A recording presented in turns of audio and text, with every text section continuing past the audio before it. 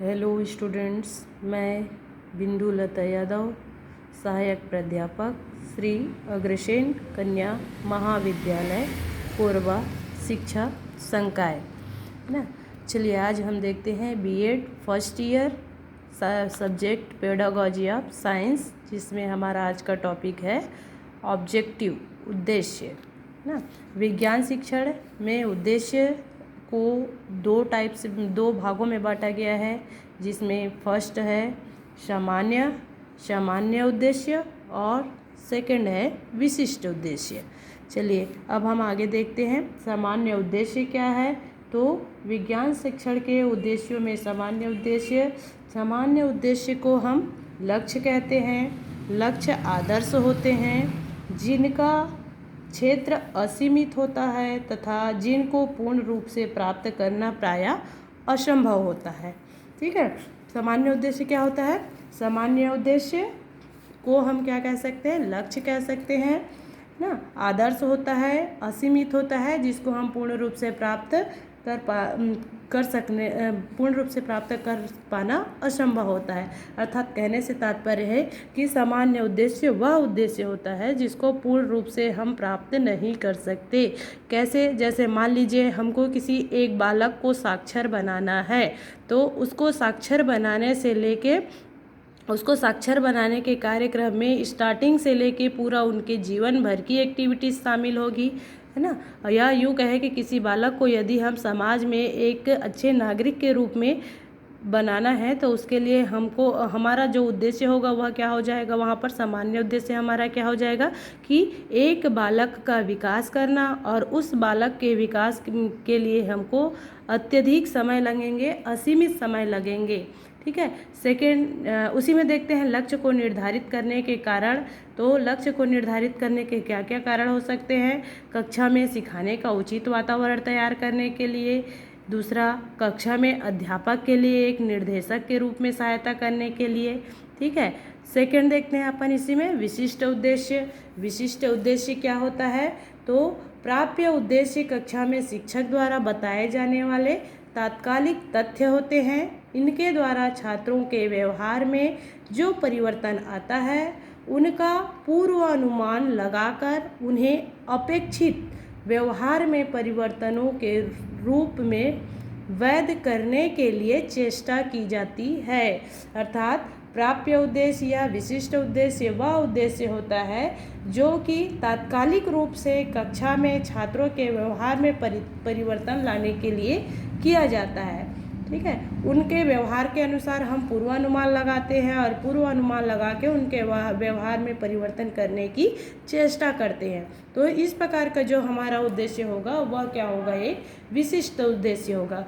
जैसे मान लीजिए हमें कक्षा में किसी एक लेसन को पढ़ाना है, तो उस टॉपिक को पढ़ाने के लिए हमें पहले अनुमान लगाना पड़ेगा कि उसमें हम किस हद तक किन किन चीज़ों को छात्रों को बताएंगे, फिर छात्रों को उसके बारे में पढ़ाएंगे, और पढ़ाने के बाद फिर हम देखेंगे कि उन्होंने वो जो विशिष्ट उद्देश्य है उसको कहाँ तक कंप्लीट किया है। या यूँ कहें कि हमारा जो विशिष्ट उद्देश्य था, हमारा जो प्राप्य उद्देश्य है, विशिष्ट उद्देश्य है, वो कंप्लीट हो पाया है कि नहीं। यदि नहीं हुआ है तो उसको पुनः हम पढ़ा के उसको कंप्लीट करने का प्रयास कर सकते हैं।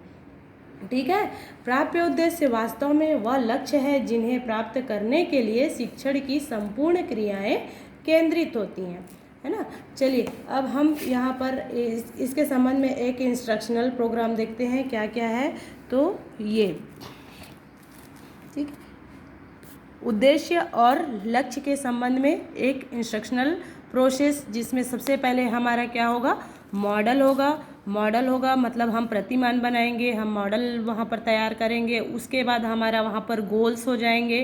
गोल्स अर्थात हमारा लक्ष्य होगा। लक्ष्य जैसे मान लीजिए कि किसी एक बालक को अच्छे नागरिक के रूप में हमको तैयार करना है, तो हमारा वहाँ पर लक्ष्य क्या हो जाएगा कि एक बालक को एक अच्छा नागरिक बनाना है। उसके बाद उस गोल्स के अंदर ही क्या होंगे? ऑब्जेक्टिव होंगे। ऑब्जेक्टिव जैसे मान लीजिए एक बालक की कक्षा के अंदर की क्रियाएं होती है। कक्षा के अंदर में एक लेसन में बच्चों को पढ़ा रहे हैं, तो उसमें हमने उसके संबंध में क्या बताया है, ठीक है। और उसको बताने के लिए या अपने ऑब्जेक्टिव को पूर्ण करने के लिए हमने किस मेथड का प्रयोग किया है, किन मटेरियलों का प्रयोग किया है, और फिर वहाँ पर क्या होगा, उसका वैल्यूएशन होगा। लास्ट में उसका मूल्यांकन होगा, वैल्यूएशन होगा, और फिर हम देखते हैं कि हम वहाँ कहाँ तक सक्सेस हैं।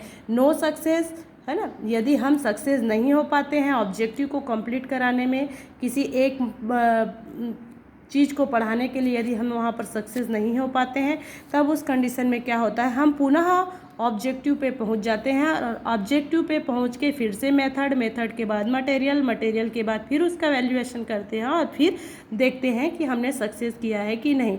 यदि हम सक्सेस हो जाते हैं तो उस कंडीशन में फिर हम क्या करते हैं, न्यू लर्निंग सिचुएशन में पहुँच जाते हैं, और फिर वहाँ पर क्या करते हैं, नए रूप से नई चीज़ों को फिर सिखाने का प्रयास करते हैं। इस प्रकार एक इंस्ट्रक्शनल प्रोसेस के द्वारा हम गोल्स और ऑब्जेक्टिव को समझ सकते हैं। ठीक है। इसके बाद देखते हैं हम विज्ञान शिक्षण के लक्ष्य और प्राप्ति में अंतर। लक्ष्य और उद्देश्य में अंतर, क्या क्या अंतर हो सकता है। तो फर्स्ट पॉइंट पे देखते हैं, लक्ष्य जो होता है वह व्यापक होते हैं, और सेकंड उद्देश्य में देखते हैं तो उद्देश्य जो होता है वह विशिष्ट होता है। लक्ष्य का क्षेत्र जो होते हैं वो असीमित होते हैं, और उद्देश्य के क्षेत्र सीमित होते हैं। जबकि लक्ष्य होता है औपचारिक होता है, और उद्देश्य कार्यपरक होते हैं। लक्ष्य को प्राप्त करने में या उसको कंप्लीट कराने में हमको बहुत अधिक समय लगता है, एक लंबी अवधि लगती है।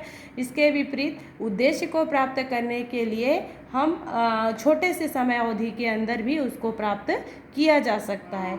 इनका आधार, लक्ष्य का आधार क्या होता है, दार्शनिक होता है, जबकि उद्देश्य का आधार क्या होता है, मनोवैज्ञानिक होता है। ठीक है। लक्ष्य शैक्षिक होते हैं और उद्देश्य क्या होता है, अनुदेशात्मक होते हैं। ठीक है। ये हो गया लक्ष्य और उद्देश्य में अंतर। अब हम नेक्स्ट पॉइंट पर देखते हैं विज्ञान शिक्षण के मूल्य क्या क्या हो सकते हैं। तो फर्स्ट पॉइंट यहाँ पर दिया हुआ है, क्रियात्मक मूल्य एवं प्रयोगात्मक मूल्य। तो सबसे पहले देखते हैं मूल्य क्या होता है। तो विज्ञान के जो निम्नलिखित उपयोगी मूल्य हैं उनके आधार पर आधुनिक जीवन में विज्ञान के विषय की आवश्यकता को हम स्वतः ही स्पष्ट कर सकते हैं। इसी के आधार पर फर्स्ट पॉइंट है क्रियात्मक एवं प्रयोगात्मक मूल्य। तो देखिए क्रियात्मक एवं प्रयोगात्मक मूल्य क्या होता है। आज का युग मशीनीकरण का युग है। हमारा जीवन का हर समय मशीन के बीच बीतता है। सूक्ष्म से सूक्ष्म कार्य से लेकर बृहद से बृहद कार्य, प्रत्येक कार्य करने के लिए आज हमको मशीनों की आवश्यकता होती है। आज जीवन के प्रत्येक क्षेत्र में विज्ञान का महत्व हर वस्तु में, हर चीज़ों में हमको दिखाई देता है। इसी संबंध में हर्बर्ट स्पेंसर के अनुसार विज्ञान के अध्ययन से जो ज्ञान हमें मिलता है वह हमारे जीवन के पथ प्रदर्शन में अन्य बातों के ज्ञान से कहीं अधिक उपयोगी है। देखिए क्रियात्मक मूल्य और प्रयोगात्मक मूल्य के संबंध में जो हर्बर्ट स्पेंसर महोदय थे, उन्होंने क्या कहा था कि विज्ञान के अध्ययन से जो ज्ञान हमें मिलता है वह हमारे जीवन के पथ प्रदर्शन में अन्य बातों के ज्ञान से कहीं अधिक उपयोगी है। अपन नेक्स्ट देखते हैं सांस्कृतिक मूल्य। सांस्कृतिक मूल्य क्या होता है। तो समाज के संस्कृति और सभ्यता के निर्माण तथा विकास में नैतिक विज्ञान में महत्वपूर्ण योगदान दिया है।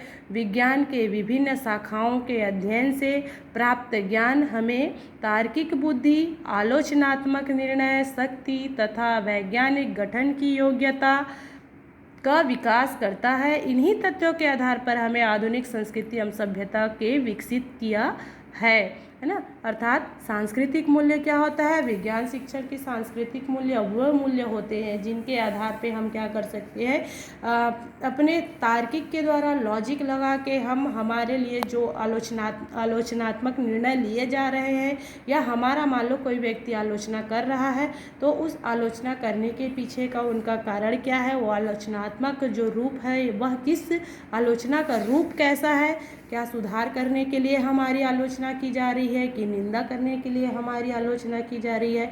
इन सारी चीज़ों को हम इस सांस्कृतिक मूल्य के अंतर्गत सीखते हैं। नेक्स्ट अपन देखते हैं नैतिक मूल्य। नैतिक मूल्य क्या है? तो शिक्षा का मुख्य उद्देश्य व्यक्ति का बौद्धिक विकास करना है। विज्ञान के अध्ययन से छात्रों में सही तरीके से सोचने, तर्क करने, निरीक्षण करने, परीक्षण करने तथा निर्णय लेने की शक्ति का विकास करता है ना। अर्थात कहने से तात्पर्य है कि नैतिक मूल्य क्या होता है? नैतिक मूल्य के द्वारा बालक में सही गलत की पहचान हो पाती है। छात्र क्या करते हैं? तर्क लगा सकते हैं, किसी भी चीज़ों का निरीक्षण परीक्षण करके उन पर निर्णय लेने की शक्ति का विकास कर सकते हैं। नेक्स्ट अपन देखते हैं सामाजिक मूल्य। सामाजिक मूल्य क्या होता है? तो विज्ञान की शिक्षा से बालक को एक सुयोग्य नागरिक बनने में बहुत सहायता देती है। वह देश की राजनीतिक तथा सामाजिक गतिविधियों से परिचित होता रहता है, जिससे बालक समाज का उपयोगी अंग बन के अपना जीवन यापन करने का प्रयास कर सकता है। अर्थात सामाजिक मूल्य से तात्पर्य है कि विज्ञान के शिक्षा से बालकों में विज्ञान की शिक्षा क्या कर रहा है? बालकों को एक सुयोग्य नागरिक बनने में सहायता प्रदान कर रहा है, जिसकी सहायता से बालक क्या कर रहा है? राजनीति और सामाजिक गतिविधियों से परिचित हो रहे हैं। नेक्स्ट देखते हैं अपन जीविकोपार्जन संबंधित मूल्य। जीविकोपार्जन संबंधित मूल्य में शिक्षण का मुख्य उद्देश्य यही है कि बालक बड़ा होकर स्वयं रोजी रोटी कमा सके तथा आत्मनिर्भर होकर स्वयं के जिंदगी की विज्ञान की शिक्षा द्वारा छात्रों को प्रदान कर सके और विभिन्न व्यवसाय के लिए तैयार किया जाता है। आज प्रत्येक व्यवसाय एवं उद्योगों के क्षेत्र मशीनीकरण का आधिपत्य हो गया है। इनके विषय में उचित प्रशिक्षण प्रदान करना विज्ञान के विषयों में अध्ययन के बिना असंभव है ना। देखते हैं वैज्ञानिक क्या है अपना जीविकोपार्जन संबंधित मूल्य। अर्थात जीविकोपार्जन संबंधित मूल्य कहने से तात्पर्य है कि विज्ञान शिक्षण के द्वारा ही बालक क्या बन पा रहे हैं? आज के समय में आत्मनिर्भर हो पा रहे हैं और आत्मनिर्भरता के साथ अपनी जिंदगी या जीविकोपार्जन कर सक रहे हैं। विज्ञान क्या कर रहा है? बालकों को विभिन्न व्यवसाय के चुनाव के साथ ही साथ उद्योग धंधों में विभिन्न प्रकार की जो मशीन है, संसाधन है, उनके विकास के लिए उनके संबंध में प्रशिक्षण प्रदान करने का काम कर रहा है। नेक्स्ट देखते हैं मनोवैज्ञानिक मूल्य। तो मनोवैज्ञानिक मूल्य में विज्ञान की शिक्षा मनोविज्ञान की दृष्टि से उपयोगी है। विज्ञान के अध्ययन से मनोविज्ञान आवश्यकताओं की पूर्ति के साथ साथ छात्रों में आत्मविश्वास, जिज्ञासा, आत्मसंतुष्टि, सृजनशीलता, आत्म प्रकाशन की प्रवृत्तियाँ आदि जो मन की भावनाएं होती है उनको संतुष्ट करने के कार्य करती है। अर्थात विज्ञान का एक मनोवैज्ञानिक मूल्य भी है। मनोवैज्ञानिक मूल्य से तात्पर्य है कि बालक में स्वयं का विकास करना, उसमें आत्मनिर्भरता, जिज्ञासा, आत्मसंतुष्टि, सृजनशीलता आदि गुणों का विकास करना होता है। नेक्स्ट पॉइंट है इसी में वैज्ञानिक सौंदर्यात्मक मूल्य। सौंदर्यात्मक मूल्य क्या होता है? तो देखिए किट्स महोदय के अनुसार सत्य ही सुंदर है और सुंदर ही सत्य है। इसी परिप्रेक्ष्य में प्रत्येक वैज्ञानिक सत्य के लिए सदैव उत्कृष्ट रहते हैं। उसे प्रकृति की हर चीज़ें सुंदर लगती है तथा इसी प्रकृति के मूल्य रहस्यों की जानकारी प्राप्त करता है। वह अपने जीवन का लक्ष्य प्राप्त करता है और इस लक्ष्य को प्राप्त करने पर उसे आत्मसंतुष्टि मिलती है। एक वैज्ञानिक तर्क तथा सभ्यता के द्वारा सुंदरता पर पहुंच जाता है। चूँकि विज्ञान क्या है? सत्यता पर आधारित होता है। विज्ञान सत्यता और निष्ठा पर आधारित होता है, जिसके आधार पर सत्यता की खोज कर सकते हैं। छात्रों में सत्यता की खोज करने की शक्ति का विकास होता है, जिसके फलस्वरूप वो आत्मसंतुष्टि को प्राप्त करते हैं। नेक्स्ट वैज्ञानिक प्रणाली का मूल्य। विज्ञान के अध्ययन द्वारा विद्यार्थियों में किसी भी समस्या समाधान के लिए विशिष्ट प्रक्रिया अपनाने की प्रवृत्ति पैदा होती है और इस विशिष्ट प्रक्रिया को ही वैज्ञानिक प्रणाली कहते हैं। वैज्ञानिक प्रणाली कहते हैं, चूँकि विज्ञान उपयुक्त सभी मूल्यों को विकसित करता है, इसीलिए इसका अध्यापन अत्यंत आवश्यक है। आज के समय में विज्ञान का शिक्षा स्कूली पाठ्यक्रम में बहुत ही उपयुक्त स्थान प्रदान कर लिया है और आज हमारे जीवन का प्रत्येक क्षण पूर्ण रूप से विज्ञान पर आधारित है, जिसके फलस्वरूप एक छात्र का जीवन सफल हो पाता है। ठीक है, इसी के साथ आज का ये वीडियो बस इतना ही। धन्यवाद।